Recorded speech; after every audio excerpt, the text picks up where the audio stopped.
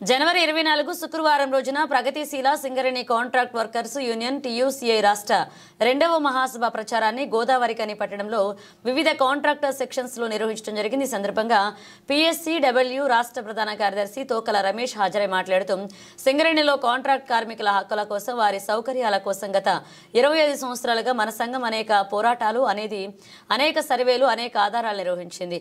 ఇంకా అనేక సమస్యలపై మాట్లాడుతూ ఈ కార్యక్రమంలో పాల్గొన్న వారు పీఎస్సీడబ్ల్యూఆర్జీ1 అధ్యక్షులు కొయ్యడ శంకర్, రామగుండం రీజియన్ నాయకులు Matla Sammaiah, Kaluvala Rayamallu, M Vasudevareddy, R Srinivasulu, Deeksha Kumari, D Rambabu, Mamata Lakshmi, Sai, Hari పాల్గొన్నారు. సింగరేణిలో పనిచేస్తున్న 30,000 మంది కాంట్రాక్ట్ కార్మికుల హక్కుల కోసం సౌకర్యాల కోసం గత 2 దశాబ్దాలకు పైగా మన సంఘం నాయకత్వంలో అనేక ఉద్యమాలు సమ్మెలు పోరాటాలు నిర్వహించాం. ఈనాడు సింగరేణి కాంట్రాక్ట్ కార్మికుల హక్కుల వెనుక మన సంఘం పాత్ర కీలకమైనటువంటి విషయాన్ని చెప్పక తప్పదు.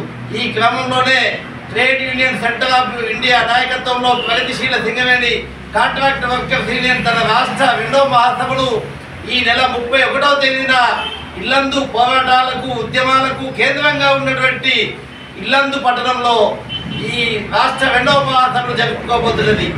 ఈ క్రమంలోనే భవిష్యత్ పోరాటాలను మరింత ఉధృతంగా నిర్వహించేటువంటి క్రమంలో వేతనాల పెంపుదలకై అనేక హక్కుల సాధనకై ఈ మహాసభ దిశానిర్దేశం చేయబోతున్నది.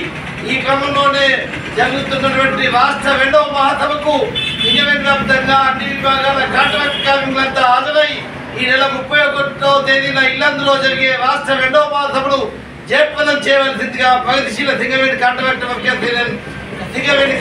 కార్మికులందరికీ పిలుపునిస్తున్నాం.